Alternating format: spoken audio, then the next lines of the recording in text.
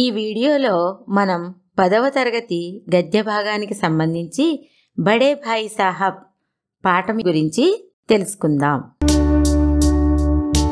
అభీ తుమ్ ఛోటే హో ఇస్లియే is calm మే హాత్ మత్ డాలో. దీనిలో హాత్ డాల్నా అనే జాతీయానికి అర్థం కార్యమే దఖల్ దేనా, అనగా చేసే పనిలో కలగ చేసుకొనుట. ఇప్పుడు పూర్తి వాక్యం. అభీ తుమ్ ఛోటే హో, నువ్వింకా చిన్నవాడివి, ఇస్లియే కాబట్టి, ఇస్ కామ్ మే హాత్ మత్ డాలో, ఈ పనిలో పాలు పంచుకోవద్దు. यह सुनते ही कई बार बच्चों के मन में आता है, काश हम बड़े होते तो कोई हमें यूं न टोकता. ఇది వినడంతోటే यह सुनते ही कई बार बच्चों के मन में आता है, ఇది వినడంతోటే చాలాసార్లు పిల్లల మనసులో మొదలుతుంది. కాష్ హమ్ బడే హోతే తో కోయి హమే యూं न टोकता, మనం పెద్దవారైతే మమ్మల్ని ఇలా ఎవ్వరూ అడ్డుకోరు. లేకిన్ ఇస్ బులావే మే నా రహియేగా, కానీ ఈ అపోహలో ఉండకండి. క్యోంకి బడే హోనే సే కుచ్ భీ కర్నే కా అధికార్ నహీ మిల్ జాతా, ఎందుకంటే పెద్దవారు అవటం వలన ఏదైనా చేసే హక్కు ఉండదు. घर के बड़े भाई को कई बार तो उन कामों में शामिल होने से भी अपने को रोकना पड़ता है जो उसी उम्र के और लड़के बेधड़क करते रहते हैं. కుటుంబంలోని పెద్దలకు చాలాసార్లు అదే వయసులో ఉన్న ఇతర అబ్బాయిలు నిర్భయంగా ఎటువంటి కార్యకలాపాలు చేస్తారో అటువంటి కార్యకలాపాల్లో పాల్గొనకుండా కూడా మనల్ని మనం నియంత్రించుకోవాల్సి ఉంటుంది. जानते हो क्यों? क्योंकि वे लड़के अपने घर में किसी से बड़े नहीं होते. ఎందుకో తెలుసా? ఆ అబ్బాయిలు తమ కుటుంబంలో ఎవరికన్నా పెద్దవారు కారు. ప్రస్తుత పాఠ్ మే భీ ఏక్ బడే భాయి సాహబ్ హై. ఈ పాఠంలో కూడా ఒక అన్నగారు ఉన్నారు. జో హై తో ఛోటే హీ, అతను చిన్నవాడే. లేకిన్ घर में उनसे छोटा एक भाई और है, కానీ ఇంట్లో అతనికంటే చిన్నవాడు మరొక సోదరుడు ఉన్నాడు. उससे उम्र में केवल कुछ साल बड़ा होने के कारण उनसे बड़ी बड़ी अपेक्षाएं की जाती हैं. అతనికంటే కొన్నేళ్లు పెద్దవాడు కావడంతో అతడిపై భారీ అంచనాలు ఉన్నాయి. बड़ा होने के नाते वह खुद भी यही चाहते, పెద్దవాడైనందున అతను కూడా అదే కోరుకుంటాడు. और कोशिश करते हैं कि वह जो कुछ भी करे वह छोटे भाई के लिए एक मिसाल का काम करे. మరియు అతను ఏం చేసినా తన తమ్ముడికి ఆదర్శంగా ఉండాలని ప్రయత్నిస్తాడు. इस आदर्श स्थिति को बनाए रखने के फेर में बड़े भाई साहब का बचपना तिरोहित हो जाता है. ఈ ఆదర్శ పరిస్థితిని కొనసాగించడానికి అన్నయ్య బాల్యం అంతా కూడా గడిచిపోతుంది.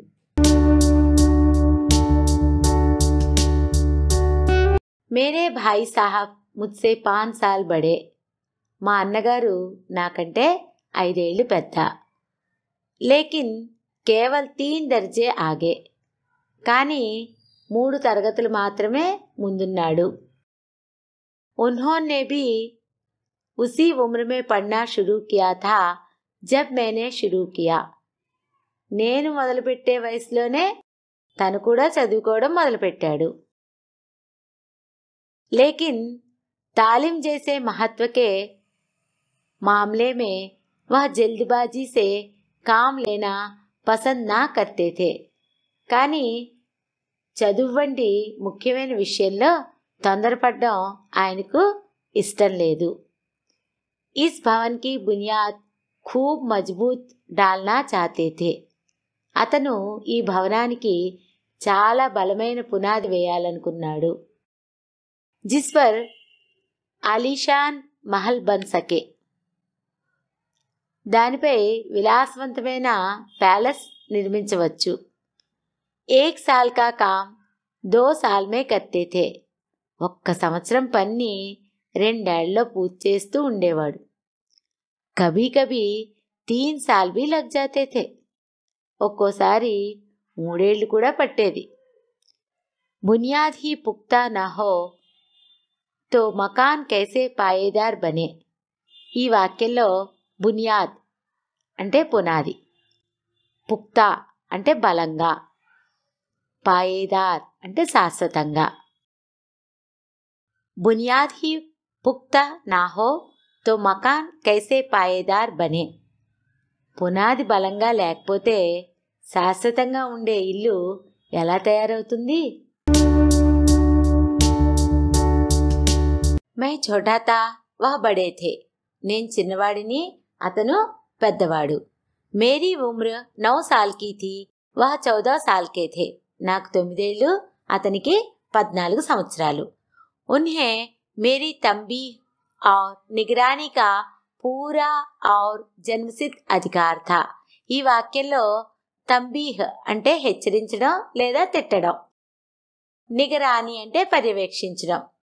ఉన్హే మేరీ తంబీహ్ और నిగరానీ కా పూరా और జన్మసిద్ధ అధికార్ థా, నన్ను హెచ్చరించడానికి లేదా తిట్టడానికి మరియు పర్యవేక్షించడానికి అతనికి పూర్తి జన్మ హక్కు ఉంది. और मेरी शालीनता इसी में थी कि उनके हुक्म को कानून समझे, ఈ వాక్యంలో శాలీనత అంటే గౌరవం లేదా మర్యాద, హుకుం అంటే ఆదేశం, కానూన్ అంటే చట్టం. और मेरी शालीनता इसी में थी कि उनके हुक्म को कानून समझे, మరియు అతని ఆదేశాలను చట్టంగా పరిగణించడంలోనే నా యొక్క మర్యాద ఉంది.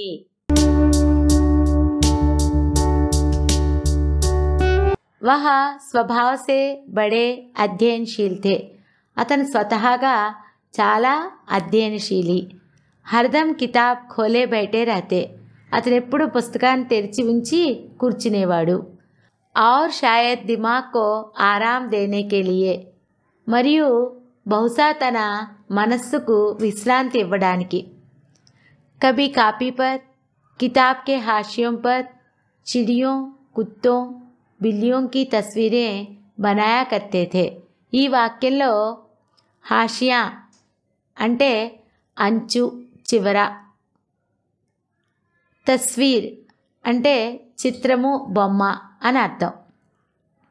కభీ కాపీ పర్ किताब के हाशियों पर चिड़ियों कुत्तों बिल्लियों की तस्वीरें बनाया करते थे, అతను కొన్నిసార్లు తన నోట్బుక్పై మరియు పుస్తకం అంచులపై పక్షులు, కుక్కలు మరియు పిల్లుల చిత్రాలు గీసేవాడు. కభీ కభీ ఏక్ హీ నామ్ యా శబ్ద్ యా వాక్య 10-20 బార్ లిఖ్ డాల్తే, అప్పుడప్పుడు ఒకే పేరు లేదా పదం లేదా వాక్యాన్ని 10-20 సార్లు రాస్తూ ఉండేవాడు.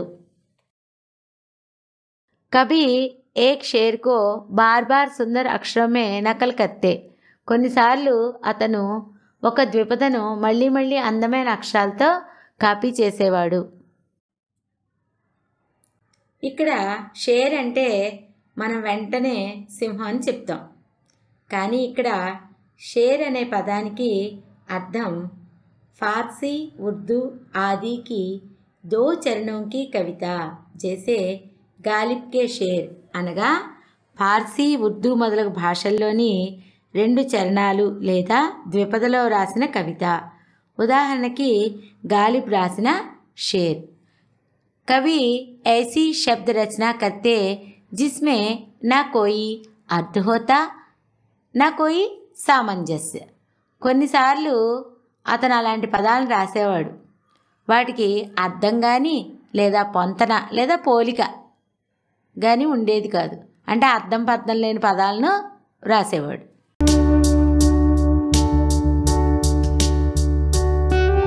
मसलन एक बार उनकी कापी पर मैंने यह इबारत देखी. ఇబారత్ అంటే ఇంగ్లీష్లో టెక్స్ట్ అని అర్థం. ఉదాహరణకి ఒకసారి నేను అతని నోట్బుక్లో ఈ రచనను చూశాను. స్పెషల్ अमीना भाइयों भाइयों दरअसल भाई भाई राधे श्याम श्रीयुत राधे श्याम 1 घंटे तक. స్పెషల్ అమీనా సోదరులు సోదరులు వాస్తవానికి సోదరులు రాధేశ్యామ్ శ్రీయుత్ రాధేశ్యామ్ 1 గంట సేపు. इसके बाद एक आदमी का चेहरा बना हुआ था. దీని తర్వాత ఒక వ్యక్తి ముఖం బొమ్మ వేసి ఉంది. मैंने बहुत चेष्टा की कि इस पहेली का कोई अर्थ निकालूं लेकिन असफल रहा.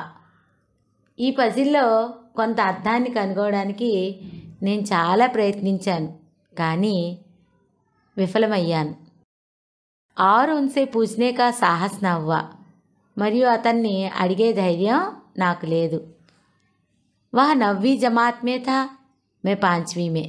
అతను 9వ తరగతిలో ఉన్నాడు, నేను 5వ తరగతిలో ఉన్నాను. उनकी रचनाओं को समझना मेरे लिए छोटा मुँह बड़ी बात थी. ఆయన రచనలను అర్థం చేసుకోవడం నాకు చాలా పెద్ద విషయం. ఛోటా ముహ్ బడీ బాత్ ఇది జాతీయం. దీని అర్థం సామర్థ్యాన్ని మించి మాట్లాడుట లేదా స్థితిని మించి మాట్లాడుట. ఉదాహరణకు राधिका ने अपने छोटे समय में ही एक पुस्तक लिखकर छोटा मुँह बड़ी बात साबित किया.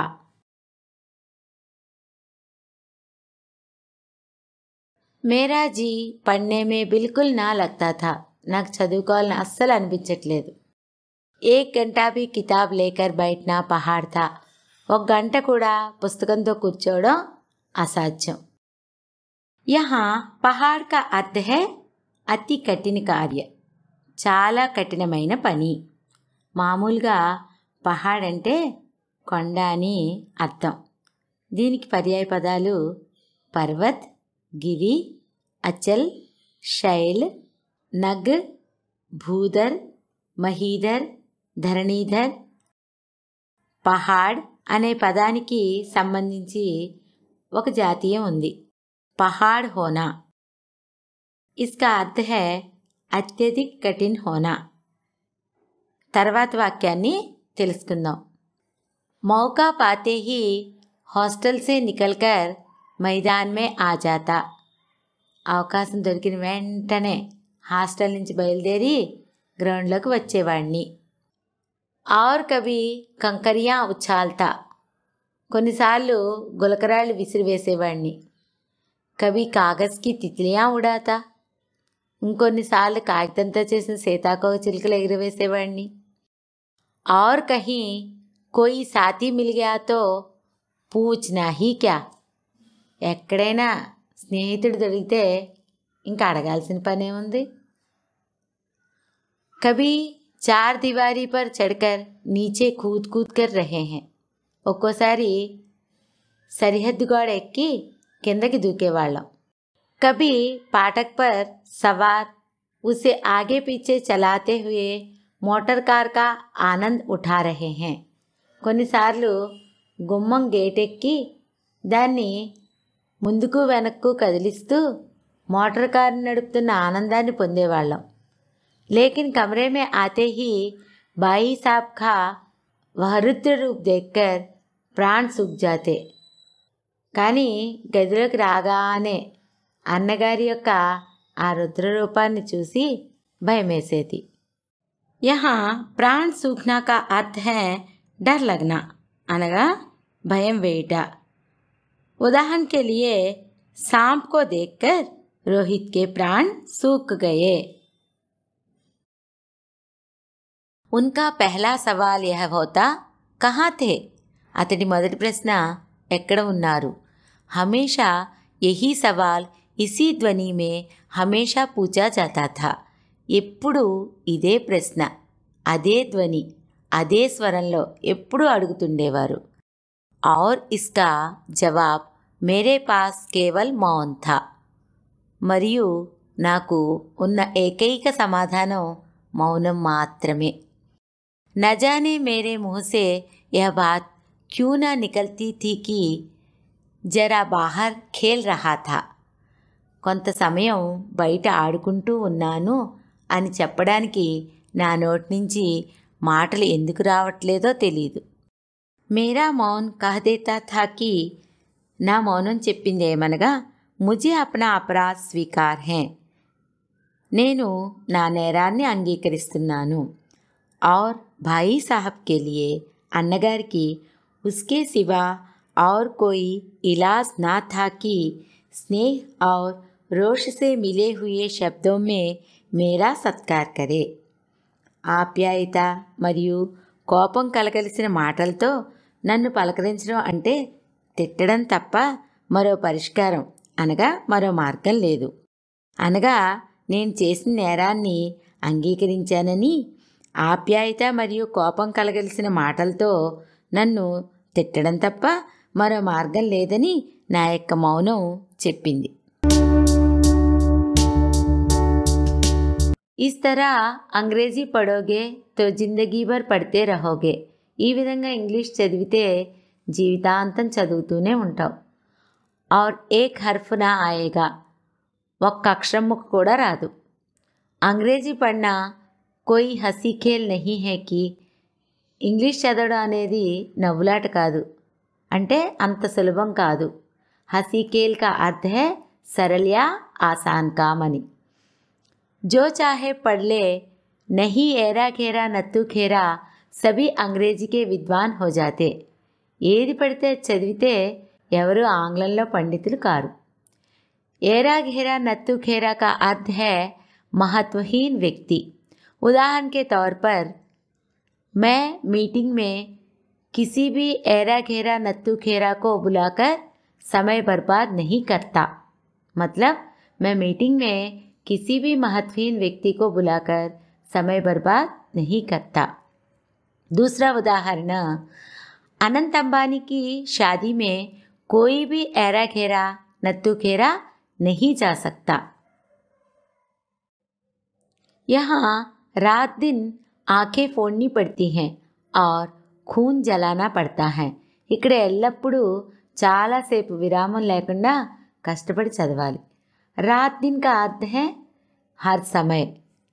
आंखें फोड़ना का अर्थ है बहुत देर तक लगातार परिश्रम करना.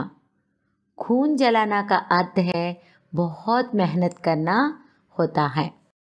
तब कहीं यह विद्या आती है, అప్పుడు ఈ విద్య వస్తుంది.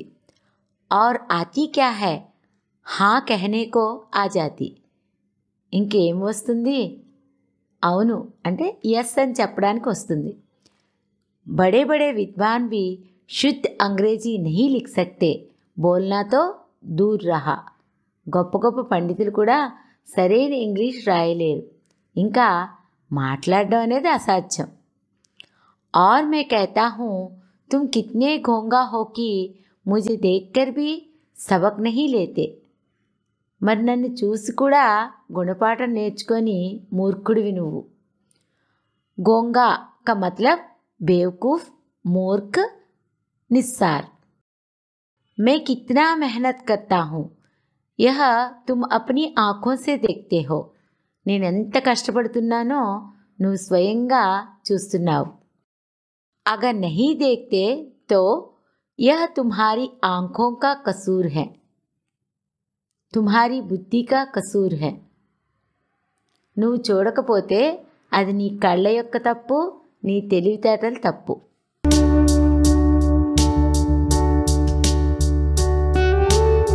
इतने मेले तमाशे होते हैं, मुझे तुमने कभी देखने जाते देखा है. చాలా జాతరలు మరియు ప్రదర్శనలు జరుగుతూ ఉన్నాయి, నేను వాటిని చూడడానికి వెళ్ళడం నువ్వెప్పుడైనా చూసావా. रोज़ ही क्रिकेट और హాకీ మ్యాచ్ होते हैं, मैं पास नहीं फटकता. ప్రతిరోజు క్రికెట్ హాకీ మ్యాచ్లు జరుగుతాయి, నేను కనీసం దగ్గరకు కూడా వెళ్ళను. హమేషా పడతా रहता हूँ, ఎప్పుడూ చదువుతూ ఉంటాను. उस पर भी एक एक दर्जे में 2-2, 3-3 साल पढ़ा रहता हूँ. దానిలో కూడా ఒక్కొక్క క్లాస్లో 2-2, 3-3 సంవత్సరాలు ఉండిపోతాను. అంటే ఒక్కొక్క క్లాస్లో 2 సంవత్సరాలు 3 సంవత్సరాలు ఉంటూ ఉంటాను. फिर भी तुम कैसे आशा करते हो कि तुम यूँ खेल कूद में वक्त गवाकर पास हो जाओगे. ఇప్పటికీ నువ్వు ఆటల్లో సమయాన్ని వృధా చేసుకుని పాస్ అవుతావని ఎలా ఆశిస్తున్నావు? मुझे तो 2 ही 3 साल लगते हैं. तुम उम्र भर इसी दर्जे में पढ़े सड़ते रहोगे. నాకు 2 తరగతులు పాస్ అవ్వడానికే 3 ఏళ్ళు పడుతుంది. నువ్వు జీవితాంతం ఇదే తరగతిలో ఉండిపోయి మగ్గిపోతావా? అంటే బాధపడుతూ ఉంటావా? సడితే రహనా అనేదాన్ని లాక్షణికార్థంలో తీసుకోవాలి. सड़ते रहना का अर्थ यहाँ बहुत दुर्दशा को प्राप्त होना, दुख और यंत्रणा में पड़े रहना, जैसे जेल में सड़ना. अगर तुम्हें इस तरह उम्र गंवानी है तो बेहतर है घर चले जाओ और मज्जे से गुल्ली डंडा खेलो. నువ్వు ఇలా జీవితాన్ని వృధా చేసుకోవాలనుకుంటే ఇంటికి వెళ్ళి గల్లీ దండ ఆడుకుంటూ ఆనందించడం మంచిది. దాదాకి గాడి కమాయికే రూపాయే క్యూ బర్బాద్ కర్తే హో. తాతయ్య కష్టపడి సంపాదించిన డబ్బును ఎందుకు వృధా చేస్తున్నావు?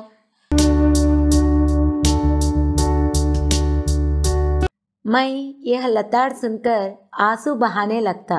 ఈ తిట్లు విని నాకు కన్నీళ్ళు రావడం మొదలెట్టాయి. జవాబ్ హీ క్యా థా? అపరాధ్ తో మేనే కియా, లతాడ్ కౌన్ సే హే. సమాధానం ఏముంటుంది?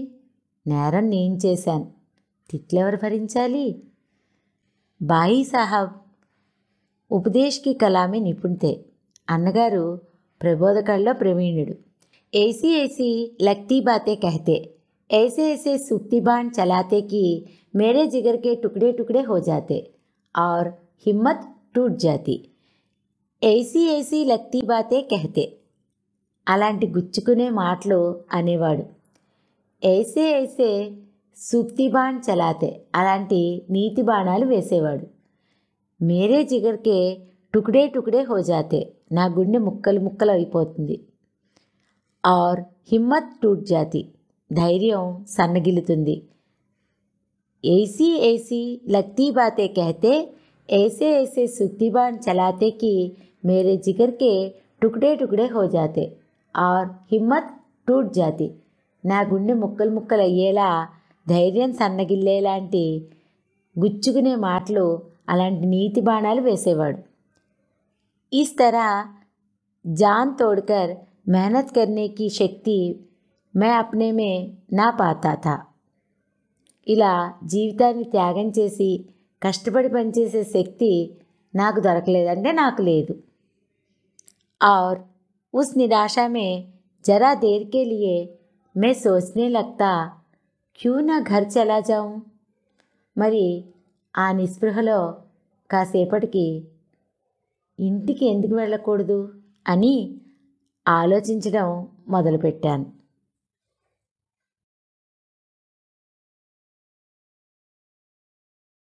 जो काम मेरे भूते के बाहर है उसमें हाथ डालकर क्यों अपनी ज़िंदगी खराब करूं.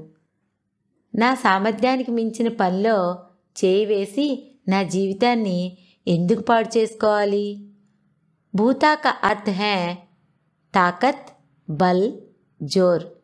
हाथ डालना मुहावरा का अर्थ है शुरू करना. मुझे अपना मूर्ख रहना मंजूर था, लेकिन उतनी मेहनत से मुझे तो चक्कर आ जाता था. నేను మూర్ఖుడినైనా సరే అంత కష్టపడి పనిచేయడం వల్ల నాకు మైకం వచ్చేది. చక్కర్ ఆ జానా కా అర్థ సిర్ మే హోనే వాలా ఘుమావ్.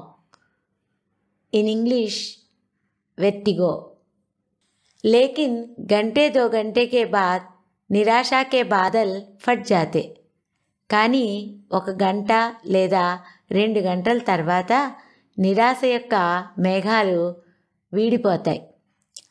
और मैं इरादा करता कि आगे से खूब जी लगाकर पढ़ता. మరియు నేను ఇక నుండి కష్టపడి చదవాలని నిర్ణయించుకుంటాను. यहाँ जी का अर्थ है चित्त, मन, दिल, हृदय. If you are interested, learn these idioms about जी. जी खट्टा होना का अर्थ विरक्त होना. जी चलना का अर्थ इच्छा होना. जी चुराना का अर्थ कुछ करने से भागना. जी पर खेलना का मतलब खतरनाक काम करना. जी में आना, मन में विचार पैदा होना. जी रखना का अर्थ किसी को प्रसन्न करने के लिए उसके मन के अनुकूल काम करना. चटपट एक टाइम टेबल बना डालता. త్వరగా టైం టేబుల్ తయారు చేసి ఉండేవాడిని. बिना पहले से नक्शा बनाए कोई स्कीम तैयार किए काम कैसे शुरू करूं. ముందుగా ప్రతి అంటే రఫ్ స్కెచ్ లేదా మ్యాప్ తయారు చేయకుండా మరియు స్కీమ్ సిద్ధం చేయకుండా పని ఎలా ప్రారంభించాలి. టైం టేబుల్ మే ఖేల్ కూద్ కి మత్ బిల్కుల్ ఉడ్ జాతి.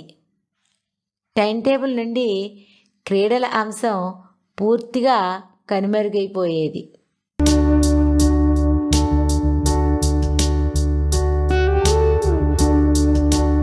प्रातःकाल 6 बजे उठना, मुँह हाथ धो नाश्ता कर पढ़ने बैठ जाना. ఉదయం 6ంటికి లేచి ముఖం చేతులు కడుక్కుని అల్పాహారం చేసి చదువుకోవడానికి కూర్చుంటా. 6 से 8 तक अंग्रेजी, 8 से 9 तक हिसाब, 9 से 9:30 तक इतिहास, फिर भोजन और स्कूल. 6 నుండి 8 వరకు ఇంగ్లీష్, 8 నుండి 9 వరకు లెక్కలు, 9 నుండి 9:30 వరకు చరిత్ర, తర్వాత భోజనం మరియు పాఠశాల. 3:30 बजे स्कूल से वापस होकर आधा घंटा आराम. 4 से 5 तक भूगोल, 5 से 6 तक ग्रामर, आधा घंटा हॉस्टल के सामने ही टहलना. 6:30 से 7 तक अंग्रेजी कंपोजिशन, फिर भोजन करके 8 से 9 तक अनुवाद, 9 से 10 तक हिंदी, 10 से 11 तक विविध विषय, फिर विश्राम. 3:30 बजे स्कूल से वापस होकर आधा घंटा आराम. అనగా 3:30కి స్కూల్ నుంచి వచ్చాక అరగంట విశ్రాంతి. 4 से 5 तक भूगोल, 4 నుంచి 5 వరకు జాగ్రఫీ, 5 से 6 तक ग्रामर, 5 నుంచి 6 వరకు వ్యాకరణం. ఆధా గంట హాస్టల్ కే సామ్నే హీ టహల్నా, హాస్టల్ ముందు అరగంట వాకింగ్. 6:30 से 7 तक अंग्रेजी कंपोजिशन, 6:30 నుంచి 7 వరకు इंग्लिश कंपोजिशन, फिर भोजन करके 8 से 9 तक अनुवाद. భుజించి అంటే అన్నం తిని 8 నుంచి 9 వరకు అనువాదం. 9 से 10 तक हिंदी, 9 నుండి 10 వరకు హిందీ. 10 से 11 तक వివిధ విషయ, ఫిర్ విశ్రామ్, 10 నుంచి 11 వరకు వివిధ సబ్జెక్టులు, తర్వాత విశ్రాంతి.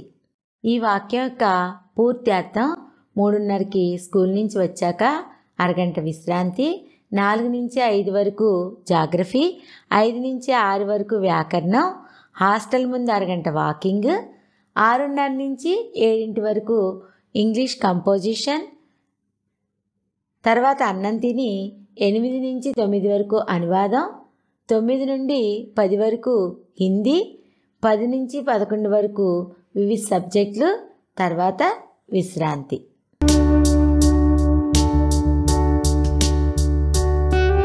मगर टाइम टेबल बना लेना एक बात है, उस पर अमल करना दूसरी बात.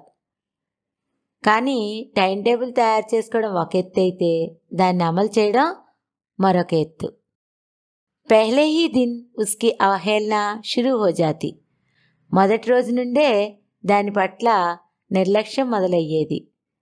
मैदान की वह सुखद हरियाली, हवा के हल्के हल्के झोंके, फुटबॉल की वह उछल कूद, कबड्डी के वह दांव घात, वॉलीबॉल की वह तेजी और फुर्ती मुझे अज्ञात और अनिवार्य रूप से खींच ले जाती और वहां जाते ही मैं सब कुछ भूल जाता। मैदान की वह सुखद हरियाली माने మైదానంలోని ఆహ్లాదకరమైన పచ్చదనం, హవాకే హల్కే హల్కే ఝోకే తేలికపాటి గాలులు, ఫుట్బాల్కి వహ ఉచ్చల్ కూద్ ఫుట్బాల్ యొక్క ఆ జంప్ ఎగిరిపడ్డం, కబడ్డీకే వహ దావ్ ఘాత్ కబడ్డీలోని ఆ ఎదురుదాడి। दांव घात का मतलब है छिपकर किसी का इंतजार करने के बाद अचानक हमला करना। अंग्रेजी में इसे अम्बुश कहते हैं। वालीबाल की वह तेजी और फुर्ती वालीबाल యొక్క ఆ వేగం మరియు చురుకుదనం मुझे अज्ञात और अनिवार्य रूप से खींच ले जाती నాకు తెలియకుండా తప్పనిసరిగా వాటి వైపు లాగుతాయి। और वहाँ जाते ही मैं सब कुछ भूल जाता మరియు అక్కడికి వెళ్ళిన వెంటనే నేను ప్రతిదీ మర్చిపోతాను। మైదానంలోని ఆ ఆహ్లాదకరమైన పచ్చదనం, తేలికపాటి గాలులు, ఫుట్బాల్ యొక్క ఎగిరిపడ్డం, జంపింగు, కబడ్డీలోని ఆ ఎదురుదాడి, వాలీబాల్లోని ఆ వేగం మరియు చురుకుదనం నాకు తెలియకుండా తప్పనిసరిగా వాటి వైపు లాగుతాయి మరియు అక్కడికి వెళ్ళిన వెంటనే నేను ప్రతిదీ మర్చిపోతాను। वह जानलेवा टाइम टेबल, वह आंख फोड़ पुस्तकें किसी की याद न रहती और भाई साहब को नसीहत और फजीहत का अवसर मिल जाता। वह जानलेवा टाइम टेबल ఆ ఘోరమైన ప్రాణాలు తీసేటువంటి టైం టేబుల్, వా ఆంక్ ఫోడ్ పుస్తకే ఆ కష్టపడి చదివే పుస్తకాలు, ఆకే ఫోడ్నా అంటే ముహావరా, దాని అర్థం खूब పడినా, కిసీకి యాద్ న రహతి ఎవరికీ గుర్తుండవు, और भाई साहब को नसीहत और फजीहत का अवसर मिल जाता। ఇక్కడ నసీహత్ యొక్క అర్థం సదుపయోగ్, శిక్ష, సీక్ అంటే సలహా। ఫజీహత్ యొక్క అర్థం అపమాన్, బేయిజ్జతి, నిందా, అపయష్, బదనామి అంటే తిట్టడం। और भाई साहब को नसीहत और फजीहत का अवसर मिल जाता మరియు అన్నగారికి నాకు సలహా ఇవ్వడానికి మరియు నన్ను తిట్టడానికి అవకాశం లభిస్తుంది। ఆ ఘోరమైన ప్రాణాలు తీసేటువంటి టైం టేబుల్, ఆ కష్టపడి చదివే పుస్తకాలు ఎవ్వరికీ గుర్తుండవు మరియు అన్నగారికి నాకు సలహా ఇవ్వడానికి మరియు నన్ను తిట్టడానికి అవకాశం లభిస్తుంది। मैं उनके साये से भागता, उनकी आंखों से दूर रहने की चेष्टा करता। कमरे में इस तरह दबे पांव आता कि उन्हें खबर ना हो। मैं उनके साये से भागता, నేను వారి నీడ నుండి పారిపోతాను। उनकी आंखों से दूर रहने की చేష్టా करता, వారి కళ్ళకు అనగా దృష్టి నుండి దూరంగా ఉండడానికి ప్రయత్నిస్తాను। कमरे में इस तरह दबे पांव आता कि उन्हें खबर ना हो, ఆయన గమనించకుండా నిశ్శబ్దంగా గదిలోకి ప్రవేశిస్తాను। दबे पांव आना एक मुहावरा है जिसका मतलब है बिना किसी को पता चले या बिना आहट किए आना। उनकी नज़र मेरी ओर उठी और मेरे प्राण निकले। అతని దృష్టి నా వైపు పడింది అనగా అన్నగారు నన్ను చూశారు మరియు నా ప్రాణం పోయినంత పని అయింది। हमेशा सिर पर एक नंगी तलवार सी లటక్తీ మాలూమ్ హోతీ. ఎప్పుడూ ఏదో ఒక ప్రమాదం పొంచి ఉన్నట్లు అనిపిస్తుంది. సిర్ పర్ నంగీ తల్వార్ లటకనా एक मुहावरा है जिसका मतलब है किसी बात का खतरा होना. फिर भी जैसे मौत और विपत्ति के बीच भी आदमी मोह और माया के बंधन में जकड़ा रहता है, मैं फटकार और गुड़कियाँ खाकर भी खेल कूद का तिरस्कार न कर सकता था. फिर भी जैसे मौत और विपत्ति के बीच भी आदमी मोह और माया के बंधन में जकड़ा रहता है. అయితే మనిషి చావు మరియు ఆపదల మధ్య కూడా మోహం మరియు భ్రాంతి యొక్క బంధాల్లో ఎలాగైతే చిక్కుకుంటాడో, मैं फटकार और गुड़कियाँ खाकर भी खेल कूद का तिरस्कार न कर सकता था. फटकार मीनिंग इन हिंदी डांट, झिड़की. गुड़की मीनिंग इन हिंदी धमकी भरी डांट. मैं फटकार और गुड़कियाँ खाकर भी खेल कूद का तिरस्कार न कर सकता था. తిట్లు మరియు మందలింపులు పొందినప్పటికీ కూడా ఆటలను తృణీకరించలేకపోయాను. అంటే ఆటలు ఆడడం మానలేదు.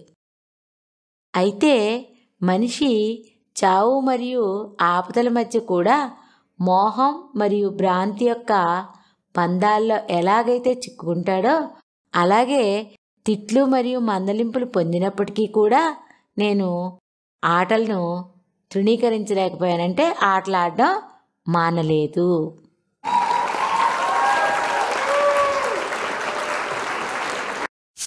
If you enjoyed this video, please give it a thumbs up, share it with your friends and subscribe to our channel DG Law Learn. Hit the bell icon so you never miss an update. Thanks for watching and we'll see you in the next video.